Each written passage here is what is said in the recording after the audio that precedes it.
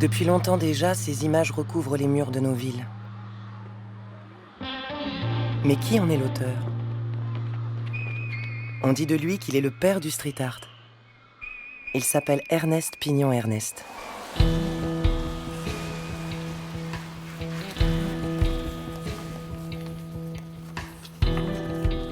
Pour moi, une espèce d'unité, de cohérence, quoi. Que j'ai travaillé au Chili ou à Soweto ou à Haïti, je poursuis sûrement la même chose.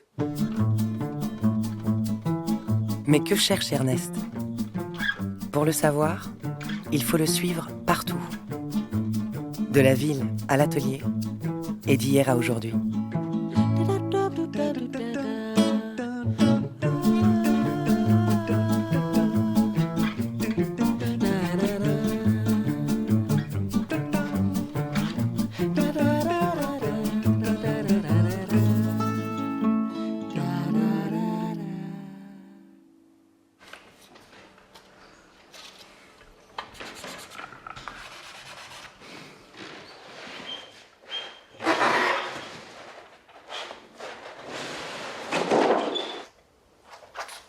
La prochaine intervention d'Ernest Pignon-Ernest se situe dans la capitale haïtienne de Port-au-Prince. C'est dans l'atelier que débute le travail, avec la recherche d'une première image, celle d'un homme crucifié. Une image symbolique qui en appellera d'autres.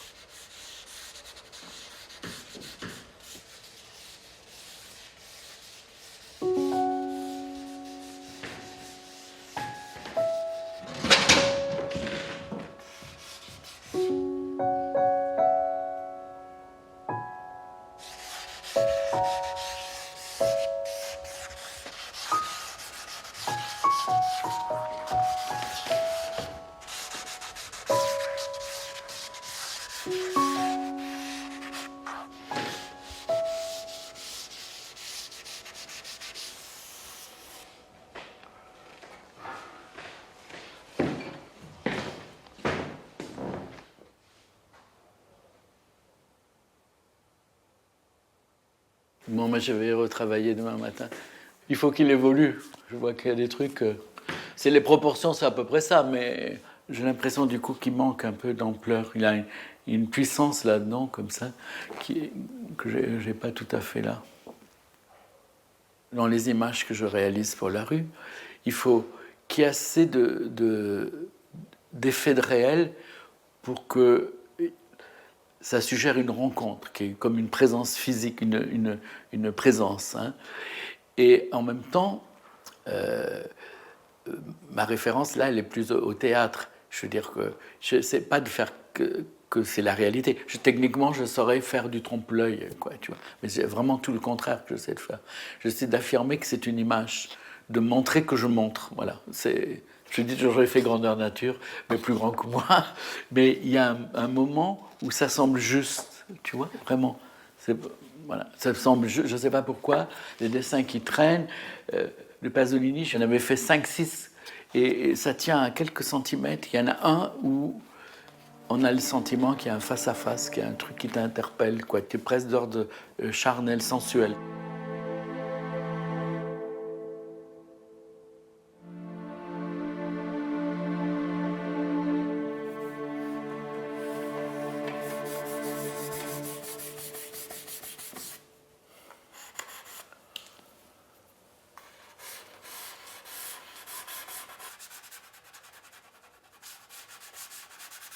Le choix de dessiner, c'est éthique presque maintenant. C'est-à-dire dans le contexte actuel, je trouve, avec des images qui sont des falsifications tout le temps. On ne sait même plus quelle est l'image vraie ou fausse. Le dessin a quelque chose d'essentiel, quoi, comment on pourrait dire, d'affirmation d'humanité, quoi. Tu vois, il n'y a pas de distance entre la pensée et la main. Voilà, c'est l'homme, c'est l'humanité. Ouais.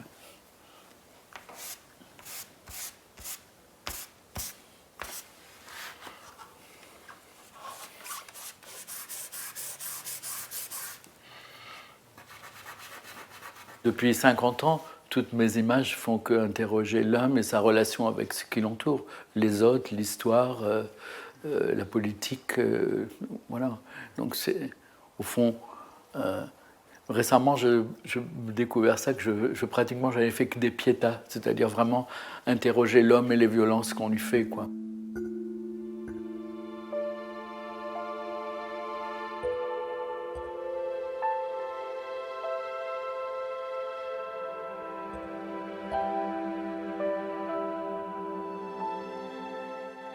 La première fois où j'ai trouvé la technique qui correspond bien à mes préoccupations, c'est quand j'ai l'idée de faire des grandes sérigraphies. J'avais été invité à une exposition qui avait pour thème la semaine sanglante, c'est-à-dire l'écrasement de la Commune de Paris. L'idée de mettre les images au sol, c'était une façon d'incarner l'oubli, le mépris, un peu comme si on leur marchait dessus, ça veut dire on les a oubliés, voilà. Ça, c'est devant le cimetière du Père-Lachaise, là. Et la police arrive, et on avait collé tout le long du trottoir, et près du mur des fédérés derrière, et voilà. Et puis je fais des anachronismes volontaires, quoi. Cette image de gisant, je la colle dans des endroits comme là, c'est les escaliers du métro Charonne. Ont été tués, 8 morts qui protestaient contre la guerre coloniale, quoi, voilà. Des fois, on disait que je faisais des œuvres en situation, et je disais, en fait, j'essaie de faire œuvre de la situation. Parce que ici, pour mon collage à Nice contre l'apartheid, mon image, elle est simple. Le signe, c'est un signe très simple de l'injustice, de la famille derrière des barbelés, et prend son sens à cause de l'événement dans lequel je l'inscris. Le jumelage de Nice, la présence du Premier ministre sud-africain, c'est eux qui font que mon intervention a une dimension symbolique, dramatique, artistique en quelque sorte.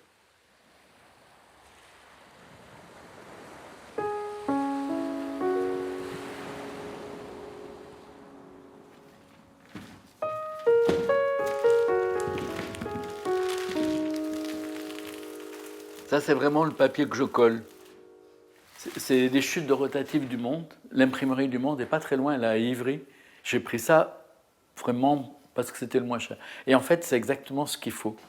Voilà. Quand j'ai voulu prendre des meilleurs papiers, c'est beaucoup moins bien. Parce que ce papier-là, quand il est trempé avec la colle, je le fais rentrer dans la moindre infractuosité du mur. Il prend la texture du mur. Vraiment, c'est l'idéal. Et il se fond dans le mur. Et paradoxalement, sa faiblesse fait que c'est très difficile de l'enlever, parce qu'il est tellement fin, tandis que si tu prends du papier de 150 grammes, il est épais, on peut le tirer et tout ça. Voilà. Alors ça, c'est un coup de chance.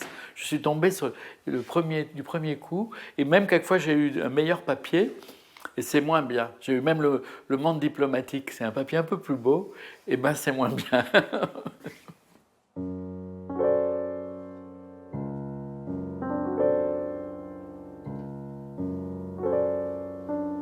Le travail d'Ernest se nourrit d'histoire, de littérature et de poésie. Des mots de l'écrivain Jacques-Stéphane Alexis naît un portrait qui complète son parcours haïtien.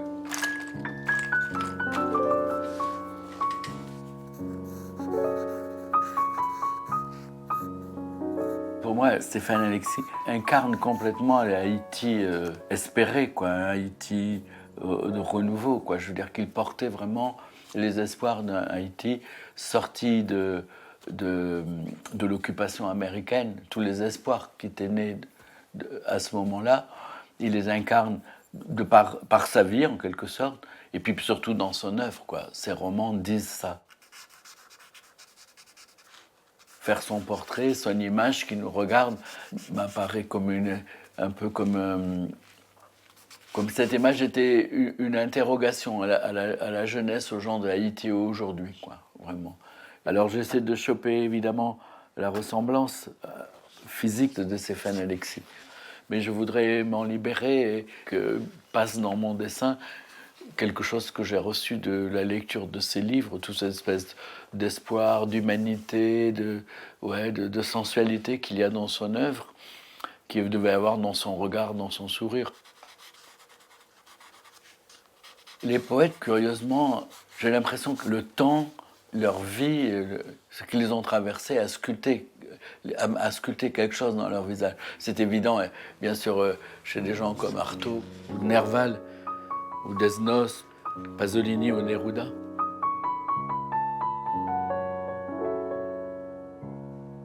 Dans ce face-à-face que ça fait de les dessiner, on a l'impression qu'il y a quelque chose de juste, qui résonne vraiment de leur vie.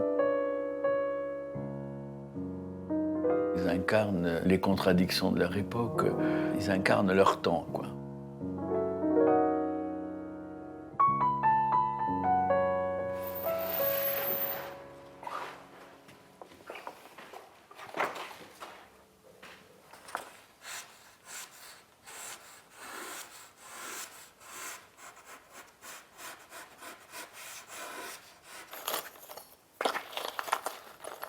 En fait, je cherche parce qu'il y en a qui sont plus tendres, plus durs, selon le noir que je veux. Ça tient mieux. En général, je commence avec le fusain pour construire, mais le fusain, ça s'efface, quoi. Tandis que la pierre noire, c'est très compact, ça tient.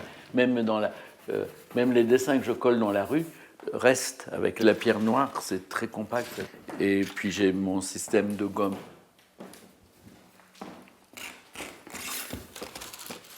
Je n'arrivais pas à dessiner avec une gomme plate, donc je fais comme un peigne dans mes gommes qui me permet de dessiner le corps. Surtout, c'est arrivé quand j'ai dessiné des femmes, vraiment l'idée de les sculpter, comme ça, les moindres nuances, je fais vibrer, il y a une vibration qui est dans un premier temps avec le crayon, puis après, c'est la lumière, quoi. La gomme je fais circuler la lumière.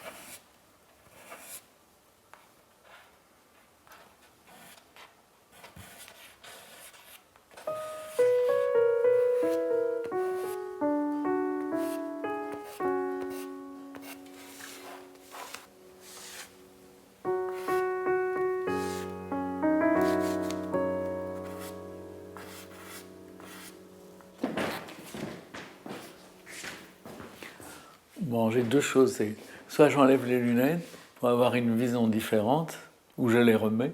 C'est encore plus terrible, non? Et puis surtout le miroir. Voir à l'envers, on voit ce qu'il se déséquilibre, quoi. Parce qu'il y a quelquefois dans la construction des choses qui sont un peu artificielles. Alors on peut le faire pour des dessins qui vont être exposés dans une galerie, dans un cadre, un truc comme ça. Mais la sanction, quand tu le mets dans la rue, les effets, un peu les astuces d'écriture, les combines fonctionnent plus, quoi. La confrontation avec tu mets un dessin dans une rue de Naples avec une façade qui fait 25 mètres de haut, avec des moulures, des cariatides, des draps aux fenêtres, un bordel visuel, une richesse visuelle très très forte. Si le dessin n'est pas architecturé, il ne tient pas le coup. Vraiment, c'est impitoyable.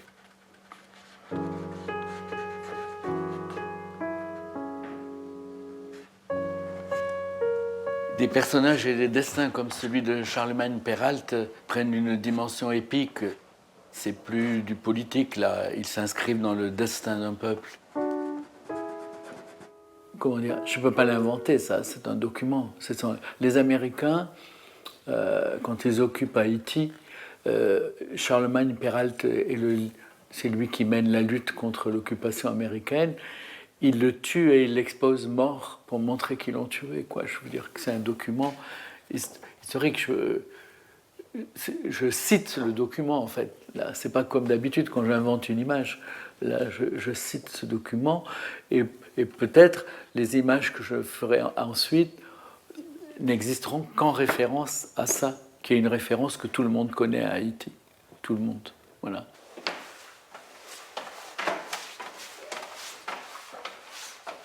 J'ai vu cette phrase de Jacques-Stéphane Alexis.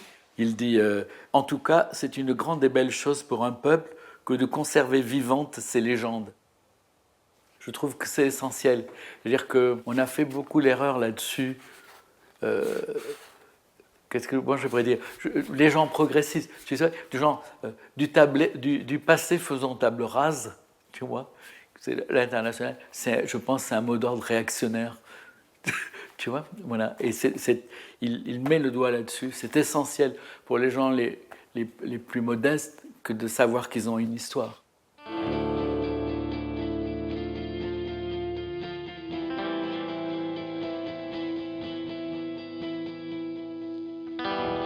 Ça, j'ai collé pendant 2-3 ans. Chaque fois que je trouvais un endroit intéressant où il y avait ces traces de la vie des gens, quoi. Ces choses-là sont assez bouleversantes parce que la personne est chassée de son histoire.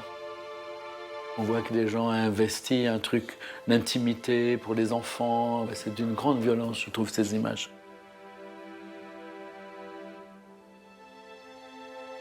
J'avais été sensible à ça parce que mes parents avaient été expulsés de chez eux. Ouais. Et j'avais vu le traumatisme que ça avait fait à ma mère de quitter le quartier où elle avait passé toute sa vie, quoi, vraiment.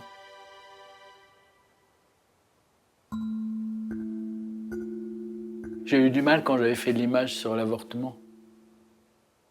Là, il y avait un gros débat pour les femmes de ma génération. Il y avait une campagne réactionnaire qui disait l'avortement tue, avec une photo de fœtus.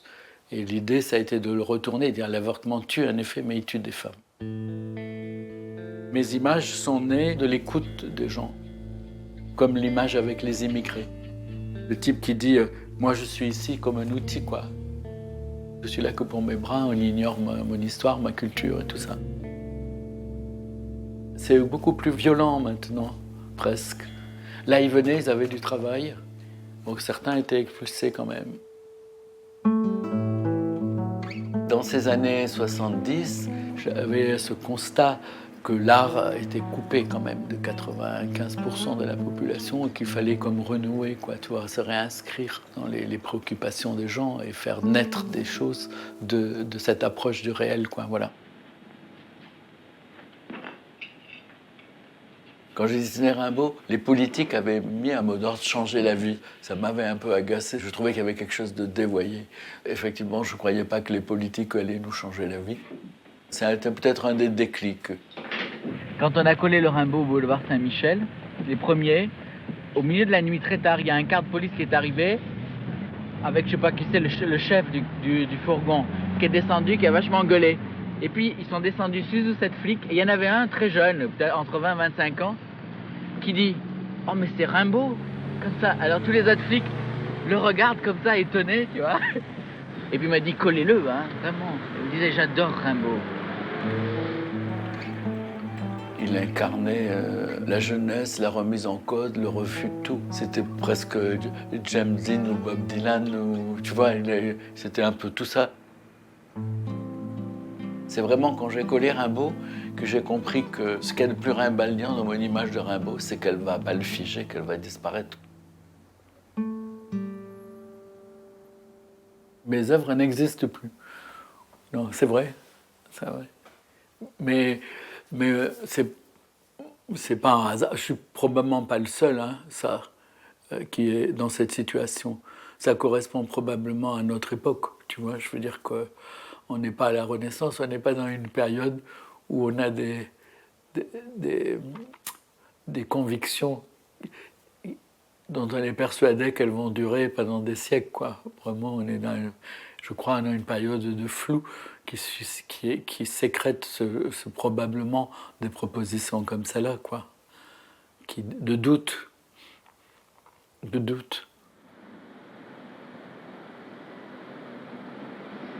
Pendant des années, les gens ont perçu mon travail comme une espèce d'agitation gauchisante, quoi. J'étais dans tous les journaux Mao, les trucs comme ça.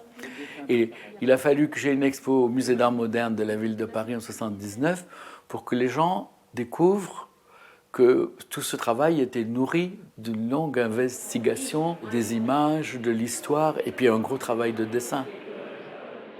C'est un peu la consécration pour toi de venir dans... Non, c'est pas un peu en contraste avec ton travail qui... Ouais, on peut penser ça. C'est vrai que ça peut être en contradiction de mettre ces images qui étaient faites pour la rue dans le musée. En même temps, c'est une espèce de compte-rendu. Ça montre une démarche, tu vois. C'est tout. Non, je suis assez à l'aise avec ça. Vraiment, j'ai plus ce problème. Il n'y a que le musée qui me permet de dire que ce n'est pas des images exposées dans la rue, comme disent beaucoup de gens du street art. J'expose dans la rue parce que c'est la plus grande galerie du monde. Mon travail, ce n'est pas du tout des images exposées dans la rue. Et c'est une expo dans le musée qui me permet de donner toute la complexité de la proposition.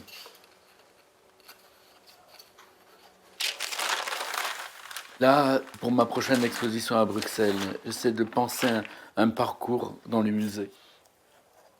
J'ai des séquelles de mes années d'architecture. J'ai fait plein de plans courants Et puis beaucoup de petites villas dans les années, c'était quoi, 58, 59. J'ai commencé que j'avais 15-16 ans à travailler chez un architecte. Ça m'a pas mal appris d'ailleurs à dessiner parce que comme j'avais jamais fait de cours ni de perspective ni quoi que ce soit, c'est une expérience qui a beaucoup compté pour moi. Là c'est l'étage, là c'est le rez-de-chaussée du musée botanique. Donc je vais rentrer comme ça, mettre au départ quelques références. Par exemple, c'est un dessin que j'ai ramené d'Algérie quand j'étais militaire, donc j'ai fait à 19 ans et demi. C'est évidemment une référence directe à Picasso. Et j'ai toujours eu le sentiment, je l'ai encore d'ailleurs quand je vois 90% de la production actuelle, c'est que le sentiment que après lui, c'est très difficile de faire de la peinture, quoi. Vraiment, c'est un tel... Il nous a fracassés, quoi. Vraiment. Et c'est en découvrant Picasso dans Paris Match, la Sylvette, les portraits de Sylvette, la fille avec la queue de cheval comme ça, et toutes les déclinaisons qu'il en avait fait, qui m'a donné envie de faire autre chose, quoi, vraiment. Et surtout là, ça disparaît un peu.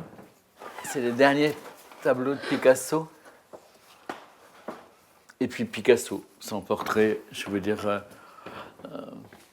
Picasso est omniprésent. Partout, il y a des livres de Picasso. Il y en a un dans ma salle de bain. C'est avec lui qui sait peindre les femmes comme ça, quoi. Peindre un sexe qui a l'air d'un soleil, ou même un trou du cul qui a l'air d'un soleil, c'est quand même une faculté extraordinaire de bonheur, de sensualité, quoi, vraiment. Je suis très jaloux. Enfin, lui, voilà. Caravage, bien sûr, qui a nourri mon travail. Depuis que je suis allé à Naples, j'ai découvert Caravage. Il y a Yvette, il y a ma compagne. Et la réserve, c'est la plage où je vais depuis 60 ans. Là, je vais à Nice, là, je suis très attaché. C'est un lieu qui compte beaucoup pour moi. Je pense que je laisserai mes cendres là. Il y a Garibaldi, parce que c'est le grand héros de mon quartier. Il y a Auguste Blanqui, deux grands héros niçois. Une photo extraordinaire de Pasolini en train de jouer au foot. Une photo dédicacée de Louise Ambobé, qui m'avait envoyée, parce que, fait un temps, avant d'avoir rêvé d'être footballeur, j'ai rêvé d'être coureur cycliste. Là, une photo de mon père dans les abattoirs de Nice.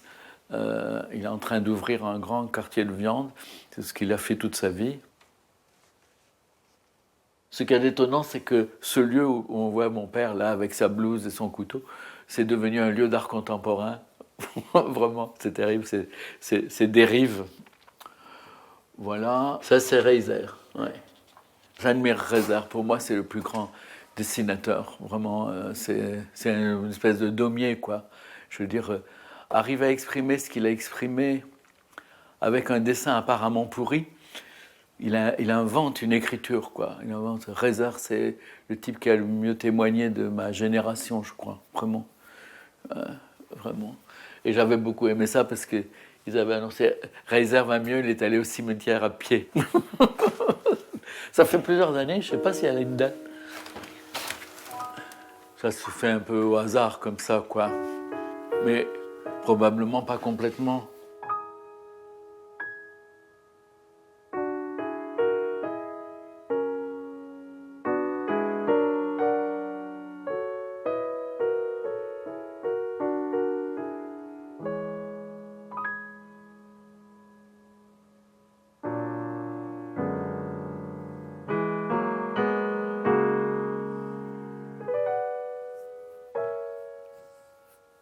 C'est l'atelier de Francis Bacon.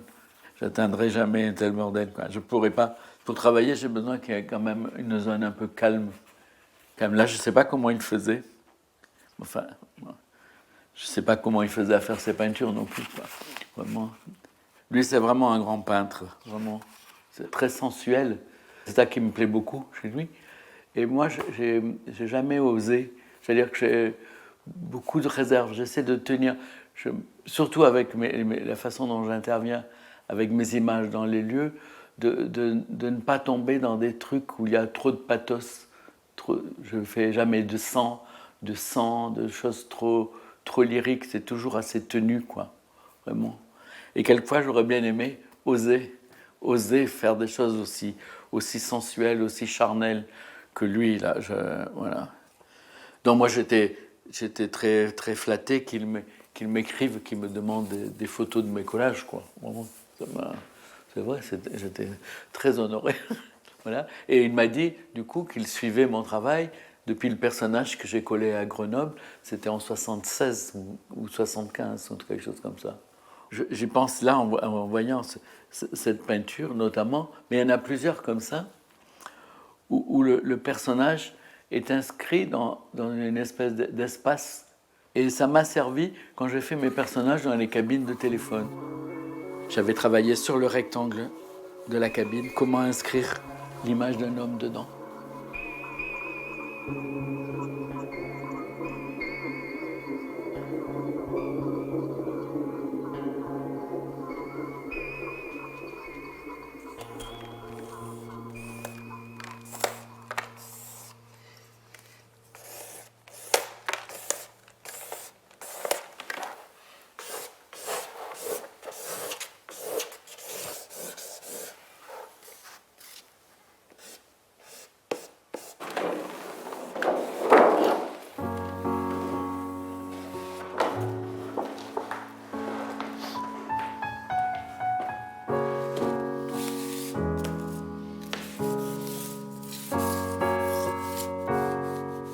En fait, là, je fais de la matière avec le défaut qu'il y a sur le sol pour faire un décalage entre la peau et le mur, quoi. Et la porte, quoi, la texture du bois.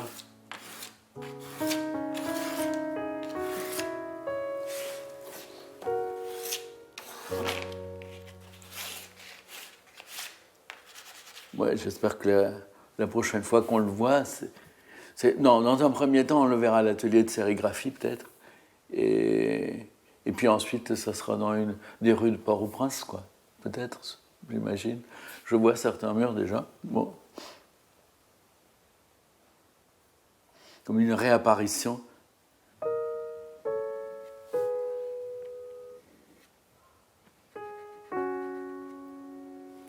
Oh, moi, comment dire? Je ne sais pas exactement ce que ça fait. Je ne sais pas ce que ça fait, ce que je propose dans les villes. En tout cas, jamais pensé que ça a une efficacité ou une chose de cet ordre, quoi. Je ne le sais pas. C'est comme un poème, tu vois. On ne sait pas ce que ça va provoquer, ce que ça va entraîner. Si on peut parler d'œuvre pour un genre d'intervention de ce type, l'œuvre, c'est pas mon dessin, quoi. C'est ce que ça va provoquer. Ouais. Et la palette, elle est plus large. Ça sera, si je la mets, on va voir, si je la mets sur un mur qui pète de couleurs et tout ça, peut-être elle va changer de sens, tu vois, un beau jaune avec le soleil de Haïti et tout ça. Voilà. Je sais pas. Je vais la travailler en collant. On travaille le sens de l'image déjà, et puis après, avec la vie qui continue, ça l'enrichit encore, vraiment. Je vois, c'est le doute perpétuel. Moi, je ne sais pas vraiment, quoi. Non, je n'ai pas de certitude. Surtout là, vraiment, c'est la première image, on va voir comment ça va continuer. Mais...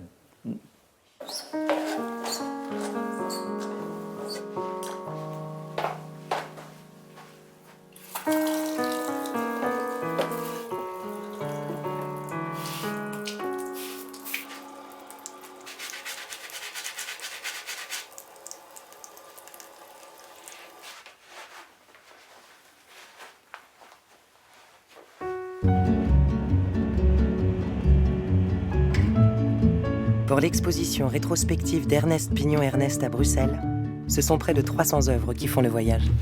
Il y en a un des trois qu'on vire. Des esquisses, des originaux, des photos qui retracent le cheminement de chaque intervention et interrogent l'ensemble du parcours de l'auteur. Ça va pas bien, là.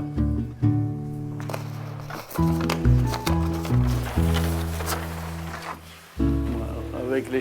Ouais, je crois que c'est bon. Comme j'insiste tout le temps sur le fait que mes collages sont déterminés par les lieux, par l'histoire des lieux, par leur qualité plastique, par leur mémoire. et en même temps par le jour où je les colle et tout ça. Donc je souhaite que l'ensemble de l'exposition soit perçu comme l'exposé d'une démarche, d'un processus de travail et d'un ensemble.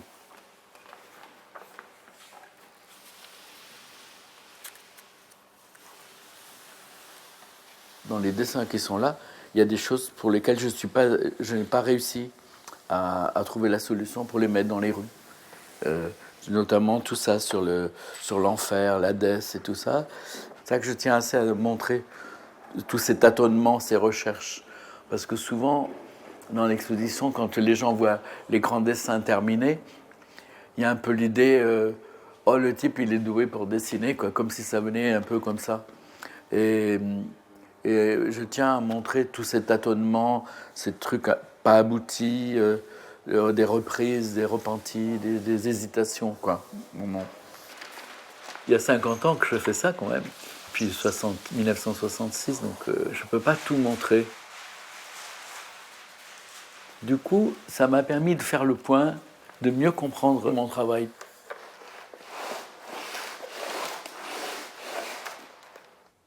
Moi, mon rêve, ça serait que... Mon rêve, enfin, l'objectif, ça serait que mes dessins apparaissent comme des empreintes. Voilà. Comme s'il n'y avait pas eu de main d'homme. Quand je mets une image quelque part, elle dit ça. Elle dit une présence et une absence.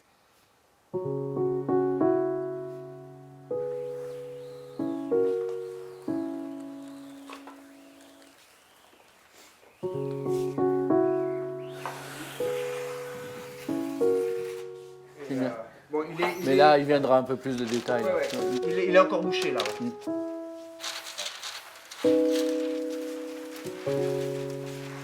La sérigraphie travaille mon dessin. Le corps de Charlemagne Peralt devient comme une empreinte fragile.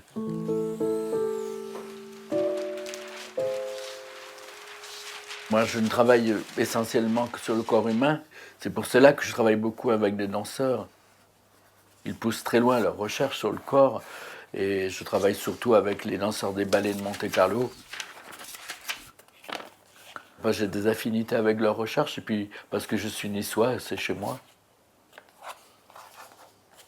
Je suis très en plein accord avec Jean-Christophe Maillot, le chorégraphe, vraiment. C'est en parallèle, mais ça nourrit mon travail depuis une vingtaine d'années, quoi. Moi, le travail que j'ai fait sur Jean Genet, je l'ai composé avec des danseurs de sa compagnie. Le Pasolini, je l'ai composé avec des danseurs de sa compagnie. Et surtout, mon travail Extase, j'ai fait poser Bernice Kopitiers là-bas, sur place. J'ai travaillé là-bas pendant 4-5 ans. Cette fille, elle a un corps d'anatomie, quoi. C'est vraiment elle a des muscles qu'on ne connaît pas. Elle a des muscles sur les cuisses qu'on ne voit jamais nulle part. Ouais, vraiment. Elle est incroyable, ouais, vraiment. Et elle a sur le mur, je sais pas moi, 2000 photos d'elle. Et il y en a de partout, voilà.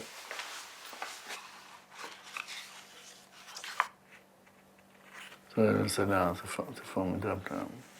Cette espèce d'intelligence du corps qu'elle a, l'expressivité, l'invention aussi, plastique, la façon dont elle arrive à jouer de son corps, à donner du sens. J'ai fait des tas de croquis, et puis au bout d'un moment, j'ai surtout travaillé avec des photos. Je cherchais une main dans une pellicule, je développais, j'ai dit « Ah ouais, voilà ».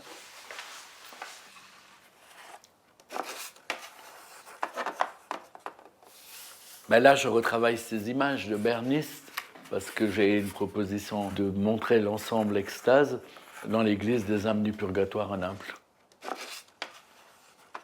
Ces dessins sont nés de l'écriture de 7 grandes mystiques qui ont écrit uniquement.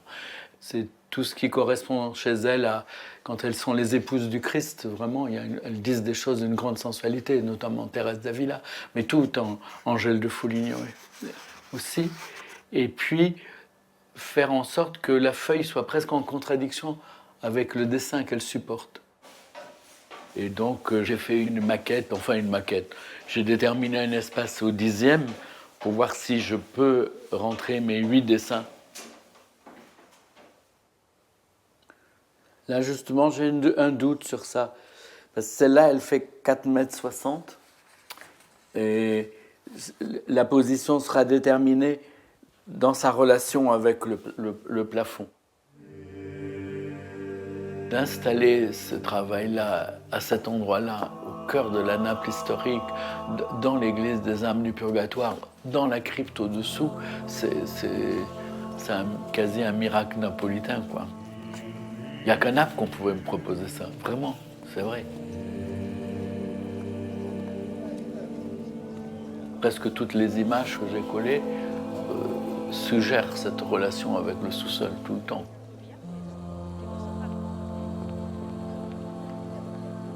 À Naples, on descend aux enfers.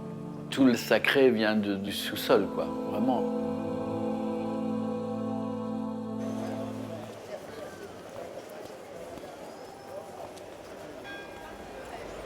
Là, j'avais collé le début de mon parcours avec la femme qui portait un linceul, qui portait un drap.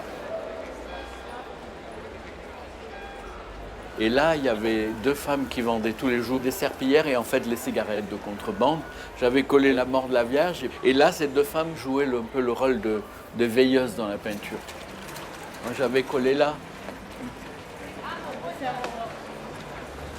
Aujourd'hui, je ne sais pas si je pourrais coller. Il y a beaucoup d'endroits dans lesquels j'ai collé où je ne pourrais pas le faire parce que c'est des scories, là. C'est des trucs qui ont plus de... Au fond, moi, je mets mes images en liaison avec des lieux parce que ça donne du sens aux images. Et là, c'est perturbé par des trucs qui n'ont plus de sens, quoi. On dirait qu'ils ne savent pas. Le type qui colle. Voilà, Tiziane. Ouais, c'est Tiziane. Regarde. C'est incroyable, ça. On ne croira jamais que c'était pas préparé. C'est son père et Antonietta. No, bellissima. Quand je travaillais là, ces églises étaient toutes fermées à cause du tremblement de terre.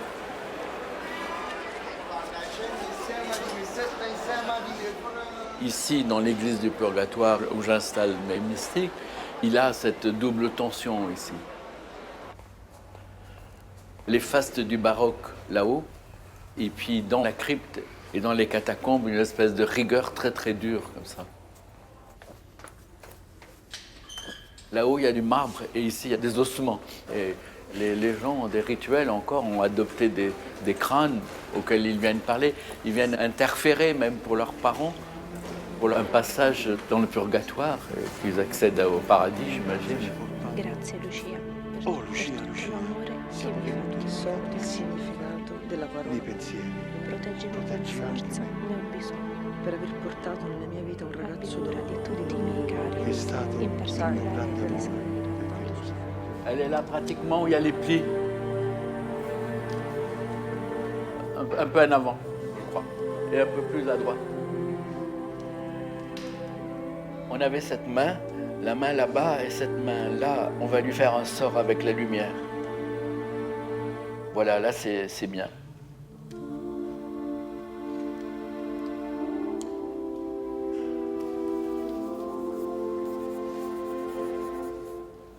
Ce projet est né à Naples dans les années 80 et au fond, ici c'est comme si je revenais à la source du projet, quoi, vraiment. C'est comme s'il avait été fait pour être montré ici.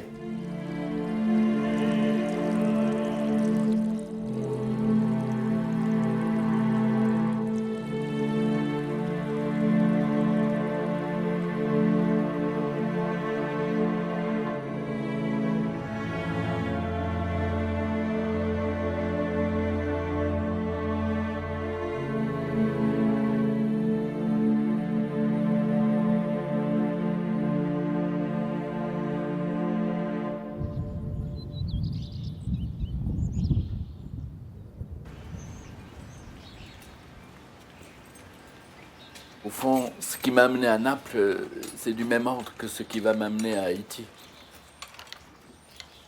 Il y a dans ces deux endroits une relation très forte, inquiète avec le sous-sol, avec ses menaces de force tellurique.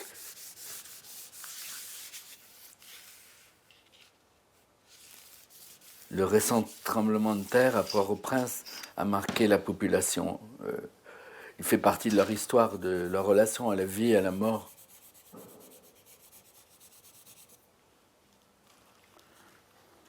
Je suis allé un peu au hasard. C'est fait peu à peu comme ça. pour créer une espèce de chaos, voilà.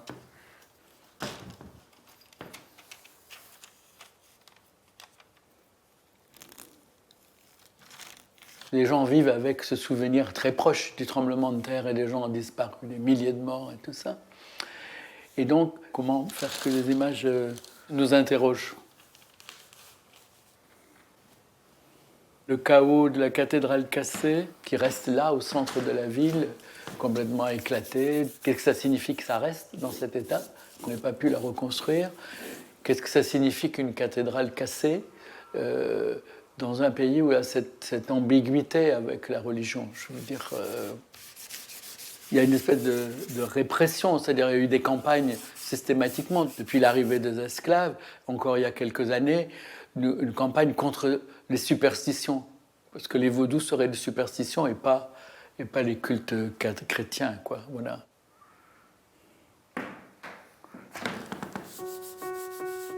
J'y vais sur la pointe des pieds, quoi. Mais j'assume, hein, j'ai pas de date, j'ai pas d'obligation. C'est un désir que j'avais après avoir découvert la littérature, au fond. C'est parce que j'ai lu Loniel Trouillot et Stéphane Alexis que je me suis investi là-dedans, que j'ai ce désir de mieux comprendre, de m'approcher de ce peuple, de cette culture. Mais j'ai pas tous les codes, quoi. Voilà. Donc il faut considérer que ce qui est en route, c'est une espèce d'interrogation, d'approche. Voilà, c'est une approche.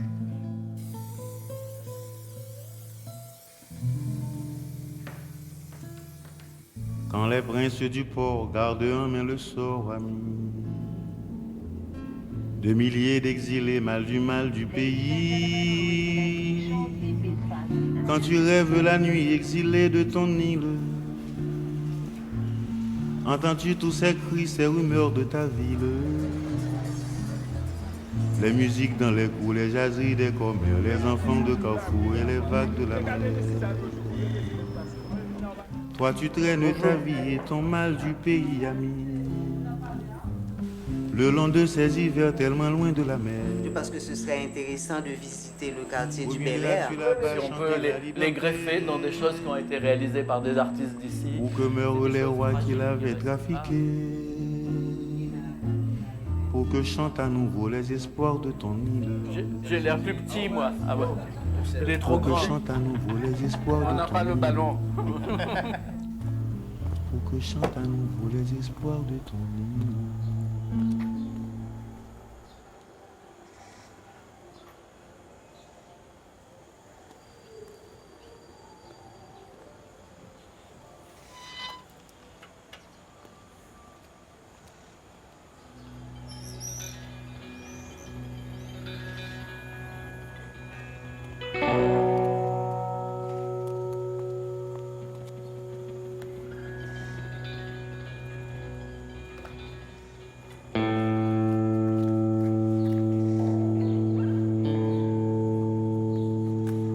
Fasse le rapport entre la hauteur et la largeur.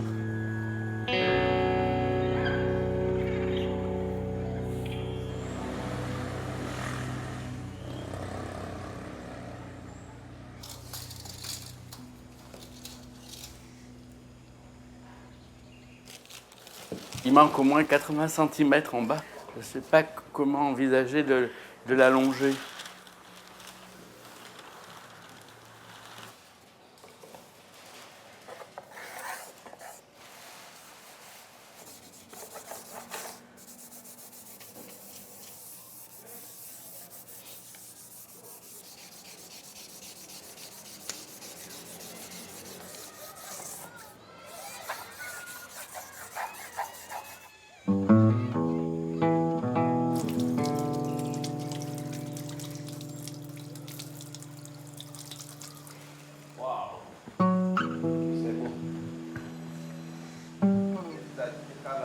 Il est un peu trop blanc. C'est pas parce qu'il vient de Paris, n'importe quelle personne qui vient d'étranger, qui vient lui faire un travail sur la mémoire, c'est grande chose. Et notre État haïtien, tout à l'heure, ça fait partie de notre problème. L'État ne travaille pas sur la mémoire. Alors des gens qui viennent ailleurs travaillent sur la mémoire. Moi je suis fier, mais pas grandement fier. C'est un travail qui devait être fait par un Haïtien. Étant donné qu'il n'y a qu'une seule race, c'est l'humanité qui travaille, moi je suis fier.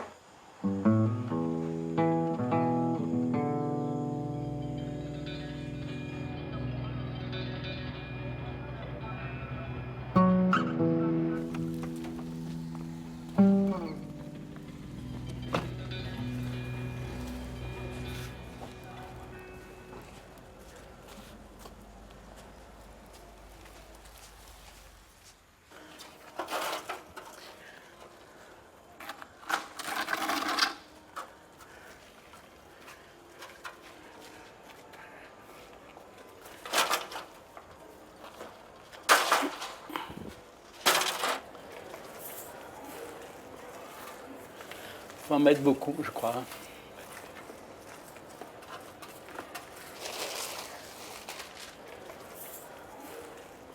Voilà, là c'est parfait.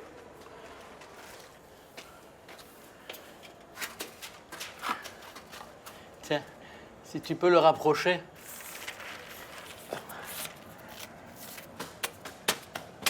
Parce que ça s'accroche, tu sais, le papier est très fin, donc il s'accroche dans le mur. C'est quand c'est mouillé, t'as vu que c'est tellement fragile.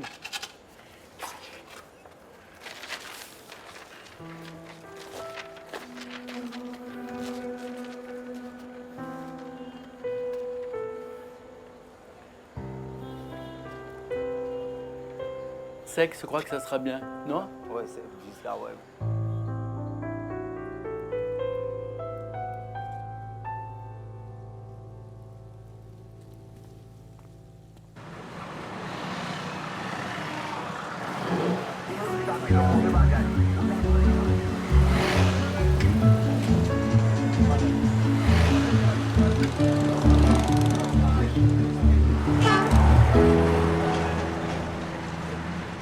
Ça, c'est la rue du cimetière, justement. Si je trouvais mettre un péralte dans un lieu comme ça serait bien. Là où il y a tous les gros pneus, c'est assez fort.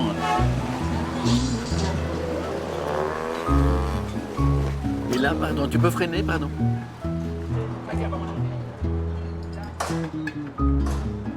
Non, je crois qu'on pourrait venir comme ça, venir et coller, tu vois, vraiment...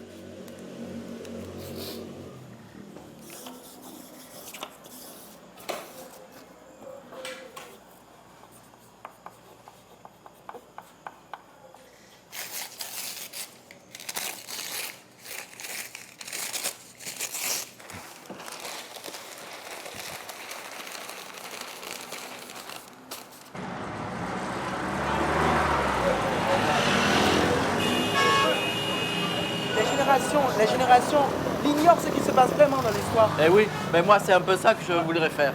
Tu vois, on va regarder sur le côté. Ouais, si on a de quoi monter plus haut.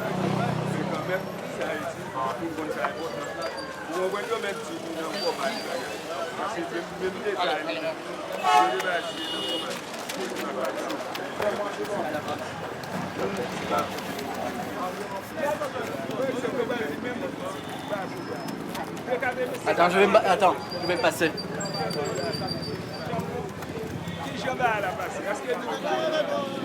C'est tous des Haïtiens qui ont été tués par la dictature.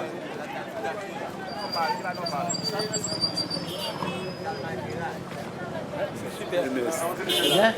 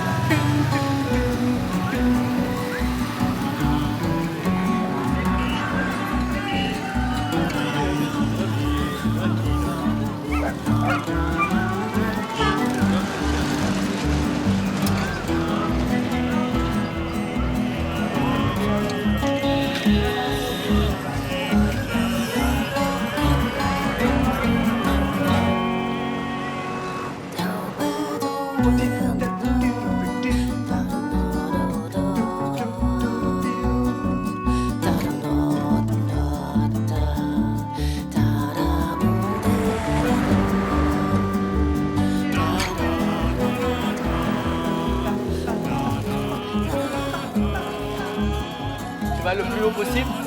Je te dis si c'est bien droit.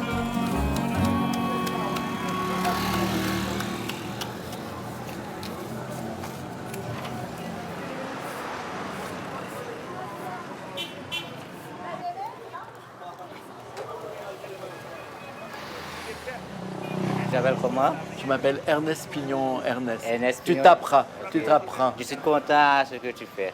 Voilà. Tu regardes. Tu fais depuis voir Haïti d'une autre façon. Je suis très content. Voilà. Est-ce que ça va s'arrêter ici? Moi, je ne fais que des images. Ce sont que des questions. Pour moi, je pensais que c'était une affaire mystigieuse. Mais c'est mitigé. Mystique. Ah, mystique. Yeah. Mais c'est bien le lapsus. Elle est mitigée. Parce que- Les images d'Ernest Pignon-Ernest vont continuer sans lui leur chemin sur les murs d'Haïti. Peut-être Ernest reviendra-t-il un jour? J'ai l'impression que les trucs vont très vite, que j'ai pas le temps de faire tout ce que j'aurais envie de faire, quoi. J'ai 10 projets, je sais que je pourrais plus les faire là à mon âge. C'est con, hein, mais ça fait 20 ans que j'ai envie de faire Nerval, Aurélia. Et là, maintenant, je pense qu'avec la proposition du Palais des Papes à Avignon, je vais travailler sur les triomphes de Pétrarque. Ouais.